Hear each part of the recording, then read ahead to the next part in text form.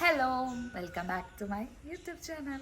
So ഇന്ന് ഓണമാണ്, ഉത്രാടമാണ്. അപ്പോൾ ഞാൻ വിചാരിച്ചൊരു ചെറിയ വ്ളോഗ് എടുക്കാമെന്ന്. അപ്പോൾ പൂക്കളിട്ട് തുടങ്ങാമെന്ന് വിചാരിച്ചു. പൂക്കളിടണം, തൃക്കാക്കരപ്പന വെക്കണം, നമുക്ക് കുറേ പരിപാടികളുണ്ട്. അപ്പോൾ നമുക്ക് പൂക്കളിട്ട് തന്നെ തുടങ്ങാം അല്ലേ?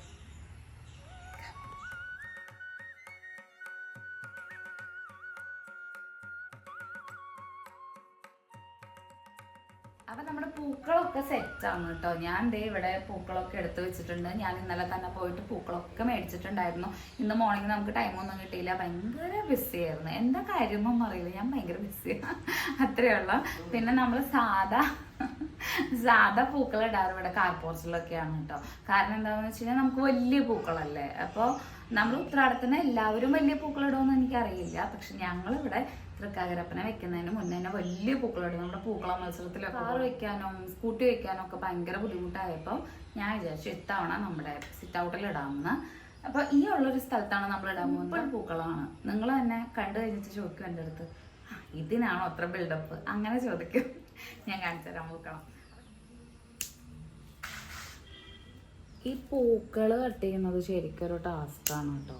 അതിന് സത്യം പറഞ്ഞാൽ 2-3 പേരൊക്കെ ഉണ്ടെങ്കിൽ ഭയങ്കര ഉപകാരമാണ്. നമ്മൾ ഒറ്റയ്ക്കാകുമ്പോൾ ഭയങ്കര പണിയാണ്. ഈ അമ്മ പോലും വരില്ല തന്നെ. അമ്മ ഇവിടെ വീഡിയോ ഞാൻ എടുക്കാൻ തന്നെ ഇപ്പോൾ വലിച്ചു കൊണ്ടുവന്നതാണ്, അല്ലെങ്കിൽ വരുമൊന്നുമില്ല. പിന്നെ എന്താ ചെയ്യുക, നമ്മുടെ ഒരു ആഗ്രഹത്തിന്. ഏതാ അത്? ഇതിന്റെ അടിയിൽ വരണ്ടല്ലോ, അത് മുഴുവനായിട്ട് കളയാൻ പറ്റില്ല. അതിങ്ങനെ വെക്കാം. ഇത് ശരിക്കും നല്ല ഭംഗിയുള്ള ജമന്തി അല്ലേ, ഈ റോസും അല്ലേ? എന്തൊരു ഭംഗിയാണ്. അതെ,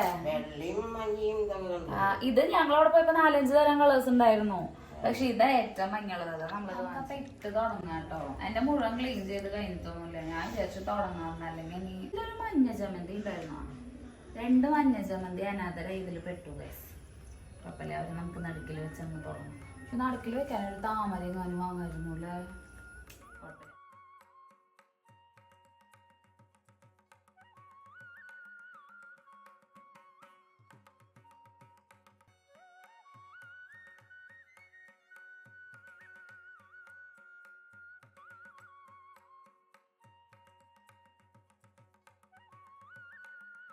കഷ്ടപ്പാടിൻ്റെ പൂക്കളം കണ്ടോ. ഞാൻ ആകെ വേർത്തിട്ടുണ്ട്, ഞാൻ കഷ്ടപ്പെട്ടിട്ട പൂക്കളാണ്. ഇത് കാണുന്ന പോലെ അത്ര സിമ്പിളൊന്നുമല്ല കേട്ടോ, ഇടാൻ പണിയൊക്കെ ഉണ്ട്. നിങ്ങൾ വിചാരിക്കും ഇത് മൊത്തത്തിൽ മറ്റേ പിച്ചിട്ടൊന്നും ഇല്ലല്ലോ, അങ്ങനെ തന്നെ ഇട്ടതല്ലേ. പക്ഷെ എന്നാലും ഇതിന് പണിയുണ്ട്, അത് ഇടുന്നവർക്ക് മനസ്സിലാവും. ഇതാണ് നമ്മുടെ ഫാന്റാസ്റ്റിക് പൂക്കളം. എങ്ങനെയുണ്ട് ഗൈസ്, ഇഷ്ടപ്പെട്ടോ നമുക്ക്? അപ്പം നമ്മുടെ എല്ലാ പരിപാടിയും കഴിഞ്ഞിട്ടുണ്ട്.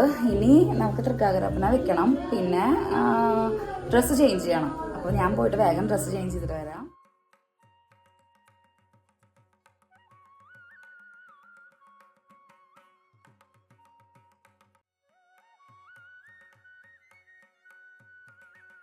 തൃക്കാക്കരപ്പനൊക്കെ സെറ്റാണ് കേട്ടോ. ഞാൻ ഡ്രസ്സൊക്കെ മാറിയിട്ടുണ്ട്, മേക്കപ്പ് ഒന്നും ചെയ്യാൻ സമയം കിട്ടിയിട്ടില്ല. ദേ നമ്മൾ ചേരാതൊക്കെ കത്തിച്ചു, തൃക്കാക്കരപ്പനൊക്കെ വെച്ചു.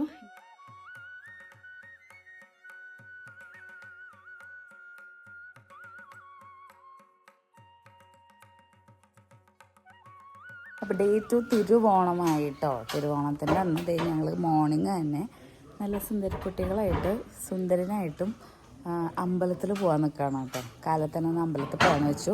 വിചാരിച്ചതിനേക്കാളൊക്കെ നല്ല ലേറ്റായി. എന്തായാലും പോയിട്ട് വരാമെന്ന് വിചാരിച്ചു. അവിടെ ഡോറ് അടയ്ക്കാനായിട്ട് പറ്റുന്നില്ല, അതിൻ്റെ കുറച്ച് പരിപാടികളാണ്. അതവർ ചെയ്തോളും, കുഴപ്പമില്ല. അപ്പോൾ നമുക്ക് എന്തായാലും അമ്പലത്തിലൊക്കെ പോയിട്ട് വരാം. തെച്ചിക്കോട്ടുകാവ് പോകണം, പിന്നെ വേറെ ഏത് അമ്പലത്തിലൊന്നും തീരുമാനിച്ചിട്ടില്ല. പോകുന്ന വഴി കാണാം. എന്തായാലും നിങ്ങൾ ഞങ്ങളുടെ കൂടെ പോര്.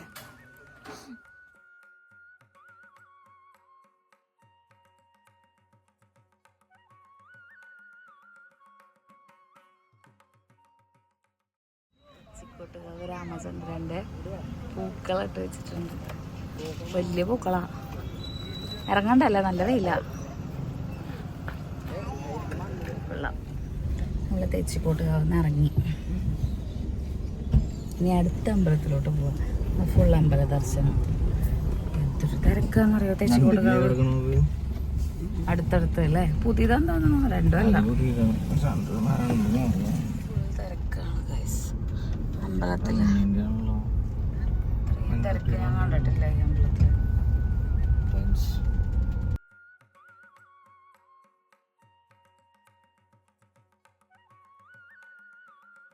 നമ്മൾ അമ്പലത്തിൽ കയറി തൊഴുത് കഴിഞ്ഞ് ഇറങ്ങിയിട്ട് 2 അമ്പലത്തിൽ പോയി, തെച്ചിക്കോട്ടുകാവും പോയി, പിന്നെ നമ്മുടെ ചൂരക്കാട്ടുകാര അമ്പലത്തിലും പോയി.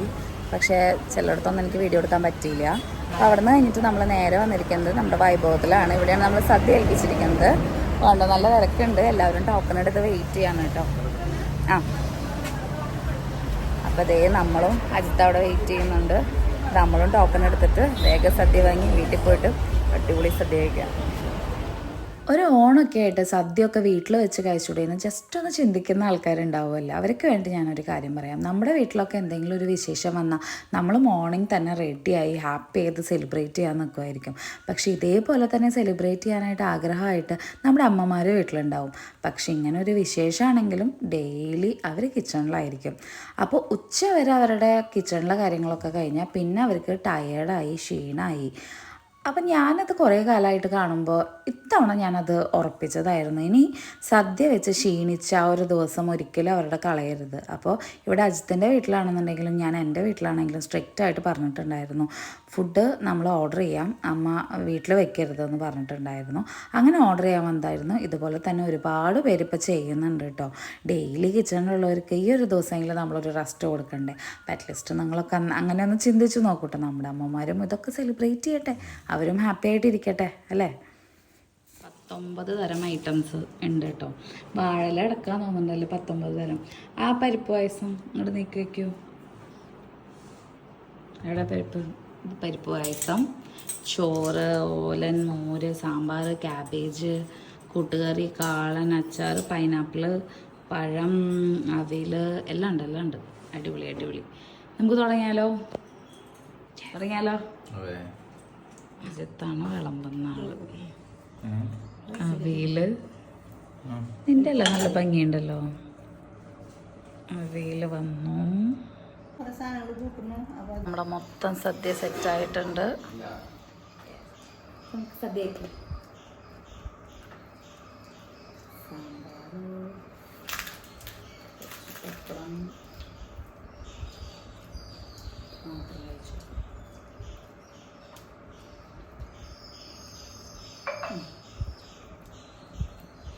ടേസ്റ്റുണ്ട്.